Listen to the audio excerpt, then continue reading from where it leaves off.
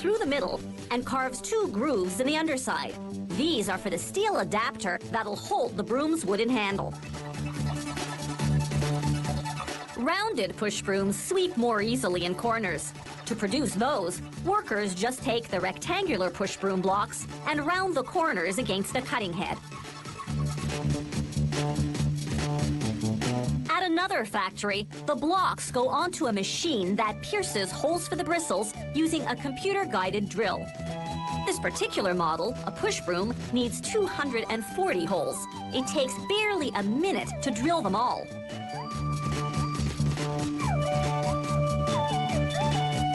Next, the blocks go on to the bristle installation machine. Bristles can be made of horsehair, vinyl, plants or tree leaves, or synthetics such as polypropylene. The bristle installation machine is fully automated.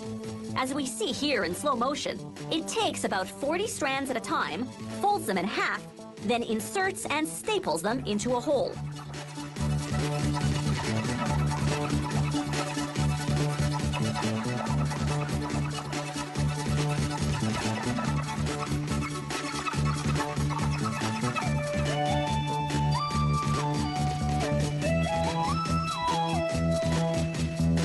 Here's what that bristling action looks like at actual speed.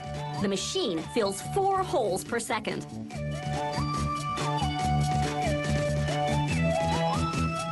The factory uses this same process regardless of the style of brush block or type of bristle.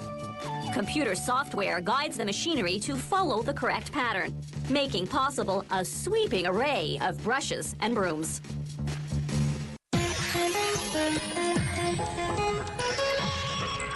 Chalk one up for the blackboard. This trusted teaching tool goes back centuries, yet still remains the focal point of the classroom. Today's blackboard, or chalkboard as it's also called, hasn't changed that much in appearance, but the materials used to make it have changed. Our lesson begins at the blackboard factory with thin sheets of galvanized steel that will eventually form the front and back surfaces of the blackboard. They arrive at the factory already pre-cut to standard sizes, 6, 8, 10, or 12 feet. First stop is a machine that blasts the sheets with acid. This removes any dirt that would prevent paint from adhering to the surface. As the sheets exit the cleaner, powerful fans dry them off. The paint is a type of acrylic enamel designed especially for blackboards. The factory adds a powdered mineral formulation to make it dry to a rougher texture. This helps chalk adhere better. Traditional slate blackboards were naturally black. Today's steel surface boards come in several colors. The most popular, though, are black and green. Some companies use colored porcelain instead of paint. Here, spray guns apply 3 coats of paint, one after another, with no drying time in between. For the paint to harden properly, it has to be heat set, so the sheets go into an oven at 218 degrees Celsius for 10 minutes. A strong fan cools them off as they exit the oven. Next, a worker sprays contact cement on the backs of 2 painted sheets. One sheet will form the front of the board, the other the back. Sandwiched in between will be what's known as the blackboard's core. It can be made of materials such as particle board, or, as we see here, 12mm thick fiberboard. Workers feed the 3 assembled layers through a high-pressure roller. It forces out any trapped air and bonds the layers tightly. They make the blackboard's frame out of one long strip of aluminum molding. It has a stain-proof satin finish. They make a series of 45-degree angle cuts. This enables them to bend the strip around the board's perimeter, creating neat corner seams. Workers file down and polish any sharp edges left by the cutting. After verifying that it's perfectly square, they fasten the frame using either rivets or screws, depending on the model. Then they attach an aluminum rail along the bottom to hold the chalk and eraser brushes. This model happens to be a reversible mobile blackboard, the type typically rolled into conference rooms. It has a couple of extra components, a pivot mechanism enabling the board to be flipped to the other side, and a latch system for tilting the board to different angles. The blackboard stand is made of painted steel tubing. It rolls on rubber and chrome-plated steel casters. The factory takes samples from the production line and subjects them to rigorous quality control testing. These tests ensure that the painted surface is glare-free and can withstand everything from chemical solvents and extreme humidity to heavy impact and hard scratches. The company has even designed this special machine to conduct a killer durability test. It applies 100,000 chalk and brush strokes using the typical amount of pressure a person would use. For the production batch to score an A and make it to market, surface wear on the sample has to amount to less than 1/100th of a millimeter.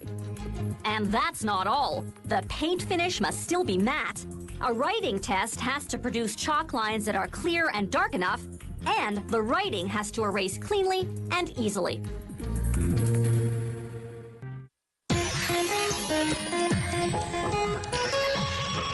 For thousands of years, smoked fish was a survival food. People would cure their catches by salting them and hanging them to dry, or by smoking them over an open fire. This enabled people in cold climates to stockpile nutrient-rich fish for those long winter months.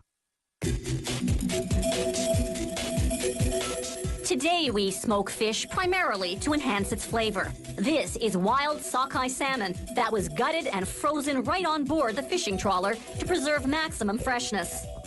The smokehouse defrosts the fish over 15 hours in running water that's just 2 degrees above freezing. This slow, cold water thaw helps prevent bacteria from forming. Next stop, filleting. First, they slice off what's known as the collar, the fish version of the neck. Then they cut each fish in half lengthwise, separating 2 fillets from what's called the control bone, the fish equivalent of a spinal column. The tail is attached to it. They feed the control bones into a machine that strips off any remaining scraps of flesh. The machine grinds these bits into minced salmon, which is used to make salmon pie.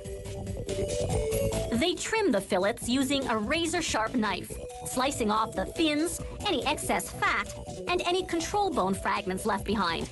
After this, the fish will be ready for curing, a preservation process that also enhances taste. Workers coat the fillets in a mixture of salt and 26 spices, then let them sit for roughly an hour and a half. This short cure time will limit the salmon's salt content to less than 1%. To stop the curing process, they rinse off the coating with cold water, then glaze the fillets with maple syrup to neutralize any remaining salt residue. Some companies use a less costly mix of boiled water and brown sugar. The fillets go into a huge smoke oven. Workers load its combustion chamber with sawdust. Maple tree sawdust for the first 8 hours of smoking, cherry tree sawdust for the next 8 hours, and apple tree sawdust for the last 8 hours. This particular sequence is a major factor in flavoring the fish.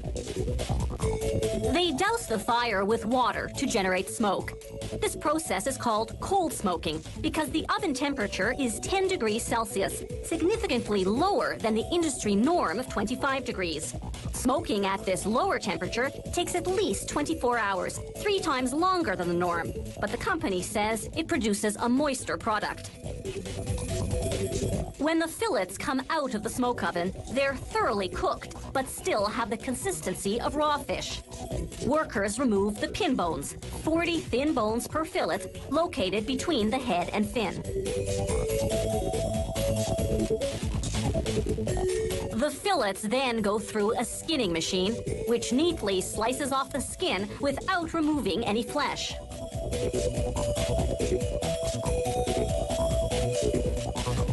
Then it's into a freezer at -3 degrees Celsius. This firms up the fillets, making them easier to slice. The manual slicing machines cut them into pieces about 2 millimeters thick. Workers weigh out the amount they're packaging, in this case 70 grams. They place each portion on a tray made of aluminum-coated cardboard. Aluminum blocks the fat from seeping through. To kill off any remaining bacteria, they vacuum pack the wrappers, then deep freeze them for about an hour at minus 35 degrees Celsius. They store and ship at a milder minus 18, the temperature of your home freezer, where this preservative-free smoked salmon stays fresh for a full year.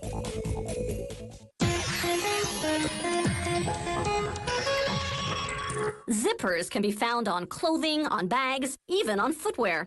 The zipper started out as a newfangled closure mechanism for boots and tobacco pouches. The fashion industry didn't put them on clothing until the 1930s, some 80 years after the invention of this fabulous fastener.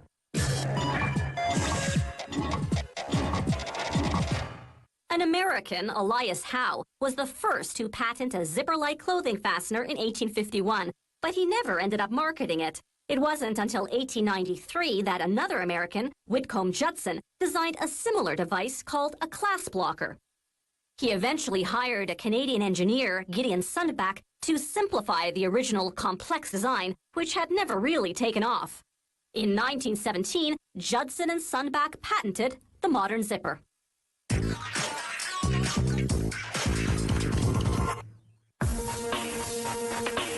Zipper teeth are made of either metal, plastic, or nylon. The fabric part of the zipper is called the tape. It's usually polyester, but sometimes cotton or a fireproof fabric. To make metal zippers, the factory feeds a long continuous roll of tape into what's called the teeth machine, along with a long roll of metal ribbon known as flat wire. As we see here in slow motion, the machine cuts off a tiny piece of flat wire, forces it through a die that forms it into a tooth shape, then clamps it onto the edge of one side of the tape.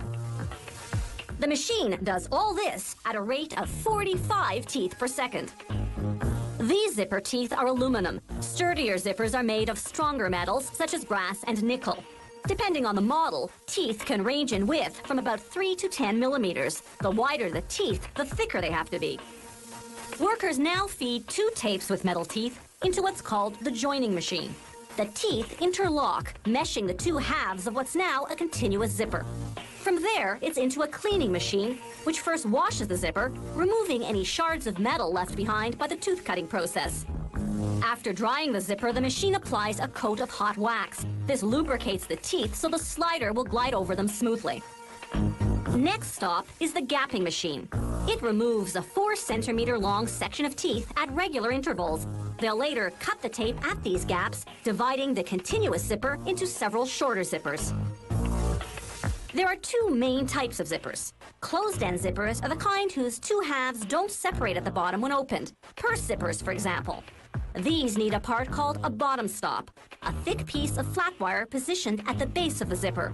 When you unzip, it stops the slider and prevents the two halves from separating.